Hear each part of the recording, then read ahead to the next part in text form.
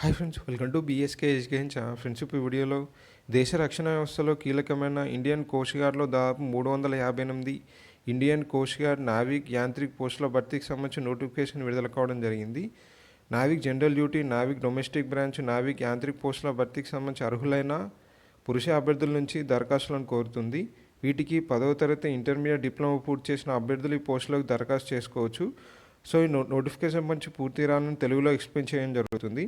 మీలో ఎవరైతే మన ఛానల్ మొదటిగా విజిట్ చేస్తున్నారో ఛానల్ని సబ్స్క్రైబ్ చేయడం ద్వారా మన ఛానల్లో ఎప్పుడు చేసే ఇంపార్టెంట్ జాబ్ అప్డేట్స్ని మిస్ కాకుండా ఉంటారు. మొత్తం పోస్టుల సంఖ్య వచ్చేసి 358గా ఉంది. సో అందులో పోస్టుల వివరాలు చూసినట్లయితే Navik general duty 260, Navik domestic branch 50, Yantrik mechanic సంబంధించి 31, యాంత్రిక్ ఎలక్ట్రికల్ 7, యాంత్రిక్ ఎలక్ట్రానిక్స్ 10 వేకెన్సీస్గా ఉండడం జరిగింది. సో వీటికి క్వాలిఫికేషన్ వైజ్గా పోస్టులని డివైడ్ చేయడం జరిగింది. సో ఒకసారి క్వాలిఫికేషన్ చూసినట్లయితే నావిక్ జనరల్ డ్యూటీకి సంబంధించి పోస్ట్కి వచ్చేసి ఈ పోస్టులకు దరఖాస్తు చేసుకోవాలనుకునే విద్యార్థులు మ్యాథ్స్, ఫిజిక్స్ సబ్జెక్టులతో ఇంటర్ లేదా తత్సమాన విద్యార్థితో పూర్తి చేసి ఉండాల్సి ఉంది.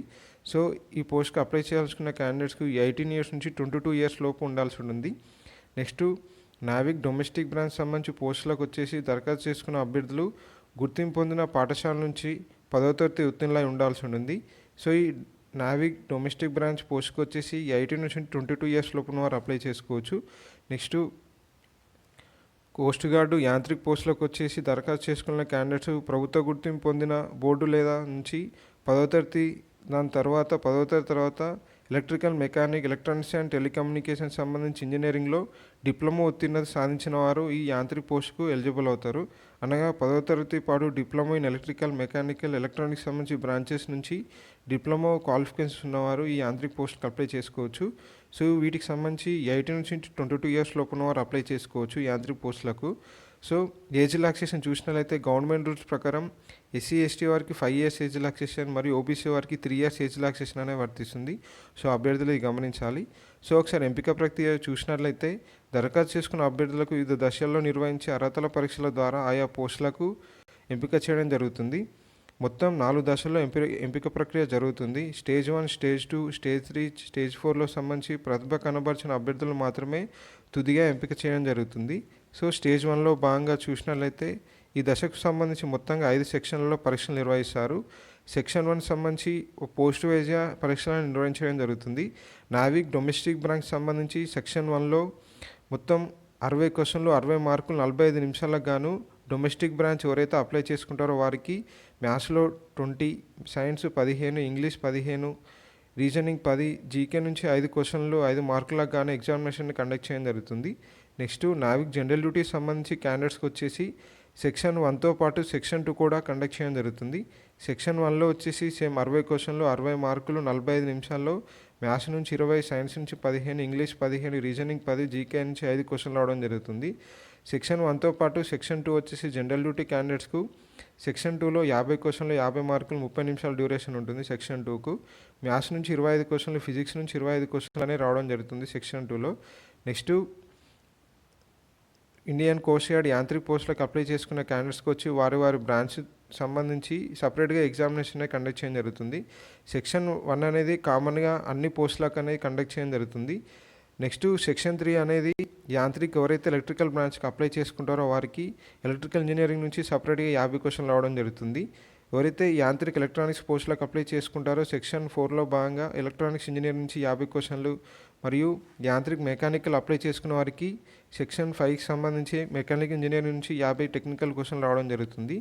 సో ఎవరైతే యాంత్రిక్ పోస్టులకు అప్లై చేసుకుంటారో వారికి సెక్షన్ 1తో పాటు మిగతా వారి ఇంజనీరింగ్ సంబంధించి బ్రాంచ్ నుంచి కూడా 50 క్వశ్చన్లు 50 మార్కులు 30 నిమిషాల డ్యూరేషన్లో ఆ సెకండ్ సెక్షన్ పేపర్ను కూడా అటెంప్ట్ చేయాల్సి ఉంది. సో ఈ విధంగా వారి పోస్టును బట్టి ఎగ్జామినేషన్ అయితే అటెంప్ట్ చేయాల్సి ఉంటుంది. డొమెస్టిక్ బ్రాంచ్కి అయితే సెక్షన్ 1లో ఉన్న ఎగ్జామినేషన్ మాత్రమే కండక్ట్ చేస్తారు.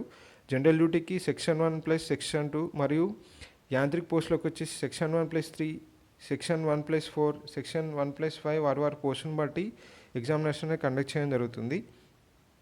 మొదటి దశ అర్హత పరీక్షలో ప్రతిభ కనబరిచిన అభ్యర్థులకు సంబంధించి మెరిట్ లిస్టును తయారు చేయడం జరుగుతుంది.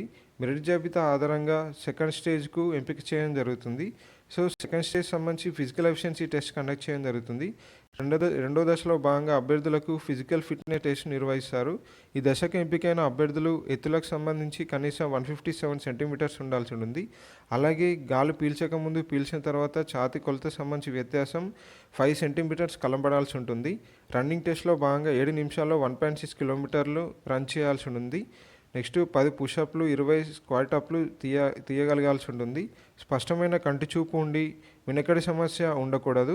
శరీరం పైన ఎటువంటి పర్మనెంట్ టాటూలు ఉండకూడదు. ట్రైబల్ ఏరియా అభ్యర్థులకు దీని నుంచి ప్రత్యేక మినహాయింపు ఉంటుంది. ఫిజికల్ ఎఫిషియన్సీ టెస్ట్ అర్హత సాధించిన వారిని మాత్రమే మూడో దశలో భాగమైన మెడికల్ టెస్ట్కి ఎంపిక చేయడం జరుగుతుంది. మూడో దశలో భాగంగా అభ్యర్థులకు డాక్యుమెంట్ వెరిఫికేషన్ మరియు final medical test, original document verification, police verification నిర్వహించడం జరుగుతుంది. స్టేజ్ 4లో భాగంగా మొదటి 3 దశలను విజయవంతంగా పూర్తి చేసుకున్న వారికి 4వ దశలో ఎంపిక చేయడం జరుగుతుంది. సో ఇందులో భాగంగా ప్రభుత్వ గుర్తింపు పొందిన ఎడ్యుకేషన్ బోర్డులు, యూనివర్సిటీలు జారీ చేసిన ఒరిజినల్ సర్టిఫికేట్లు ఇండియన్ కోస్ట్ గార్డ్ ముందు ఉంచాల్సి ఉంటుంది. అందించిన సర్టిఫికేట్లలో ఖచ్చితత్వం సంబంధించి లోపిస్తే మరియు ఫేక్ అని ప్రూవ్ అయినట్లయితే అభ్యర్థులను టర్మినేట్ చేసే అధికారం ఇండియన్ కోస్ట్ గార్డ్కు ఉంటుంది. సో శిక్షణ వివరాలు చూసినట్లయితే 4 దశల అర్హత పరీక్షలో విజయం సాధించిన అభ్యర్థులకు ఐఎన్ఎస్ చిల్కాలో సంబంధించి ట్రేడ్లలో సియా అండ్ ప్రొఫెషనల్ శిక్షణ ఇవ్వడం జరుగుతుంది. ఇక్కడ ట్రైనింగ్ పూర్తి చేసుకున్న అభ్యర్థులకు ఆయా ట్రేడ్లలో ఉద్యోగ అవకాశాలు కల్పిస్తారు. శిక్షణ సమయంలో సరైన ప్రతిభ చూపకుంటే అభ్యర్థులు ఎప్పుడైనా శిక్షణ నుంచి బయటికి పంపే అవకాశం ఉంటుంది. సో ఒకసారి శాలరీ వివరాలు చూసినట్లయితే విజయవంతంగా ప్రాథమిక శిక్షణ పూర్తి చేసుకున్న జనరల్ డ్యూటీ డొమెస్టిక్ బ్రాంచ్ అభ్యర్థులకు పే స్కేల్ లెవెల్ 3 ప్రకారం బేసిక్ పే కింద నెలకు 21,700 వరకు చెల్లిస్తారు. అలాగే యాంత్రిక్ పోస్టులకు వచ్చేసి బేసిక్ పే 5వ లెవెల్ ప్రకారం నెలకి 29,200 వేతనంగా అందించడం జరుగుతుంది. అంతేకాకుండా డిఏ, హెచ్ఆర్ఏ అలవెన్సులు లభిస్తాయి. అలాగే భోజనం, వసతి, యూనిఫామ్ మరియు ఎల్టీసీ తదితర ప్రోత్సాహాలు అందించడం జరుగుతుంది. సో ముఖ్యమైన సమాచారంలో భాగంగా ఇది ఆన్లైన్లో మాత్రం అప్లై చేసుకోవాల్సి ఉంది. ఇది ఆన్లైన్లో అప్లై చేసుకోవడానికి సంబంధించి అఫీషియల్ లింక్ వీడియో కింద డిస్క్రిప్షన్ బాక్స్లో ప్రొవైడ్ చేస్తాం. అభ్యర్థులకు నుంచి ఆన్లైన్లో అప్లై చేసుకోవచ్చు మరియు నోటిఫికేషన్ యొక్క పూర్తిగా తెలుసుకోవచ్చు. ఇది ఆన్లైన్లో అప్లికేషన్ చేసుకోవడానికి స్టార్టింగ్ డేట్ వచ్చేసి జనవరి 5th నుంచి జనవరి 19th వరకు మీరు ఆన్లైన్లో అప్లికేషన్ చేసుకోవాల్సి ఉంది. సో దరఖాస్తు ఫీజు సంబంధించి అప్లికేషన్ ఫీజులో భాగంగా 250 రూపీస్ పే చేయాల్సి ఉంది. అదే ఎస్సీ, ఎస్టీ వారైతే ఎటువంటి ఫీ పే చేయనవసరం లేదు. డైరెక్ట్ ఆన్లైన్లో రిజిస్ట్రేషన్ చేసుకుంటే సరిపోతుంది. డిస్క్రిప్షన్ బాక్స్లో ఇచ్చిన అఫీషియల్ లింక్ ద్వారా మీరు ఆన్లైన్లో అప్లికేషన్ అనేది చేసుకోవచ్చు. మరి అలాగే ఆయా పోస్టులకు సంబంధించి ఎగ్జామినేషన్ సిలబస్ వివరాలు కూడా డిస్క్రిప్షన్ బాక్స్లో లింక్స్ ప్రొవైడ్ చేస్తాం. అభ్యర్థుల అక్కడి నుంచి ఆ పోస్ట్ వైజ్గా సిలబస్ వివరాలను, సబ్జెక్ట్ వైజ్గా సిలబస్ వివరాలను తెలుసుకోవచ్చు. సో ఫ్రెండ్స్, ఇది ఇండియన్ కోస్ట్ గార్డ్ తరపు నుంచి దాదాపు 358 ఇండియన్ కోస్ట్ గార్డ్ నావిక్ మరియు యాంత్రిక్ పోస్టుల భర్తీకి సంబంధించి నోటిఫికేషన్ వివరాలు. మీకు ఏమైనా డౌట్ ఉంటే వీడియో కింద కామెంట్ చేయండి, అక్కడ రిప్లై పడుతుంది. మరికొన్ని ఇంపార్టెంట్ జాబ్ అప్డేట్స్ కోసం మన బీఎస్కే ఎడ్యుకేషన్ ఛానల్ సబ్స్క్రైబ్ చేయండి. Friends, thank you for watching.